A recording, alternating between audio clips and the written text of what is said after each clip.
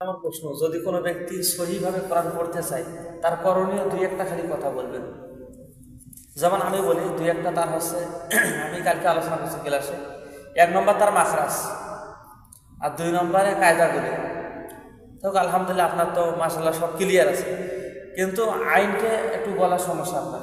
সত্য যেটা যে আমরা দুইজনে আলোচনা করতেছি, যেন হয়তো মানুষ পড়াটা শুনবে, মানুষ হয়তো বুঝবে না উনি কিছু কিছু জায়গায় ভুল করছে, এটা যেন বলতে না পারে। এই জন্য আমরা আজকে এই ভিডিওটা করতেছি, আপনি আর আমি। আলহামদুলিল্লাহ কারণও চলে গেছে আমাদের, আমরা যতটুকু পারি আপনাদের সামনে উপস্থাপন করবো ইনশাআল্লাহ অল্প সময়ে। যেমন আলহামদুলিল্লাহ ইনি অথচ কোনো মাদ্রাসায় পড়ছেন কি কওমিতে, খালি দাখিল পাস। আলহামদুলিল্লাহ কত সুন্দরভাবে কোরআনটা পড়ছে, আল্লাহু আকবার, দাখিল পাস। উনি যদি আরো হেফজ অথবা কওমি লাইনে পড়তো আরো কত দূর আগাইতো, আল্লাহু আকবার। তো যাই হোক, সবাই ওনার জন্য আমার জন্য দোয়া করবেন। এখন বিষয়টা হলে আপনারা পরিষ্কার বুঝতে পারছেন, এখানে মানুষের তবিল থাকা লাগবে দুটো, একটা কায়দা কানুন, কোথায় কি কায়দা গুন্ডা কাটতেছে, আর দুই নম্বর মাখরাজ, না কি বলেন আপনি? তা উনি যেহেতু অসুস্থ, আল্লাহর মধ্যে আইনটা একটু সমস্যা হচ্ছে, হ্যাঁ ক্লিয়ার আছে, সমস্যা নেই। আর কিছু জায়গায় গুন্ডার ব্যাপারে আপনি দু একটা কথা কিছু বলেন, তাহলে আমি বলবো, আপনি দু একটা বলেন যে আসলে সবাই সহিভাবে কোরআনটা পড়বেন অথবা এই বিষয়ে। আসলে কোরআন তো হচ্ছে আল্লাহ তাআলা এক কিতাব। এই কোরআনটা শোনানো হয় যে শুধু মানুষ নয়, সারা দুনিয়ার জিন ইনসান গাছপালা পশুপক্ষী সবাই যেন এটা শ্রবণ করতে পারে। আর মানুষের ভাষ্যটা ঠিকমতো না বোঝার কারণেই তো মানুষ বিভ্রান্তি চলে যাচ্ছে। মানুষ যদি বুঝতো যে কোরআন কী বলতেছে, তাহলে মানুষ নানানভাবে নানান দিকে চলতে পারে।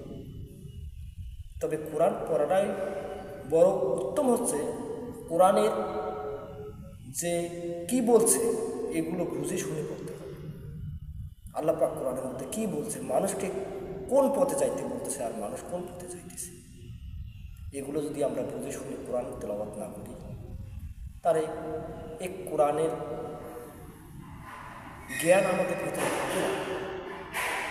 শুধু আমরা বলতেছি, মুখেই আরবি বলতেছি, কিন্তু এর অর্থ কী বলতেছে আল্লাহ পাক আমাদের এই কোরআনের মধ্যে কী বুঝাইতে চাইতেছে, এটা যদি আমরা বুঝতে না পারি, তাহলে আমার কোরআন পড়াটা এমনি সওয়াব হবে, কিন্তু বুঝে শুনে পড়লে আমরা কিয়ামতের দিকে, আল্লাহর দিকে, আল্লাহ রসুলের দিকে ধাবিত হতে পারবো ইনশাআল্লাহ।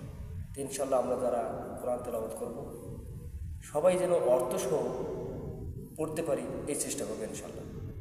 আর আমি যেতটুকু কোরআন তেলাওয়াত করছি, আমি তো কোনো আলেমি বা কামেলি বা কোনো ফাজিলি মাদ্রাসায় পড়িনি।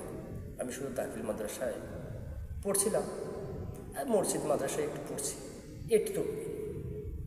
ইনশাআল্লাহ আল্লাহ তাআলা যে আমার কণ্ঠে এত সুন্দর আওয়াজ দিয়ে দিচ্ছে, এটাই আমি আল্লাহর কাছে লাখ লাখ শুকরিয়া আদায় করি, আলহামদুলিল্লাহ। আর আমার মাকরাজ বা জের জবর পেশের মধ্যে যদি ভুল ত্রুটি হয়ে থাকে, আপনারা নিজ মনে ক্ষমা করবেন ইনশাআল্লাহ। আল্লাহ পাক যেন আমাদের ক্ষমা করে দেন।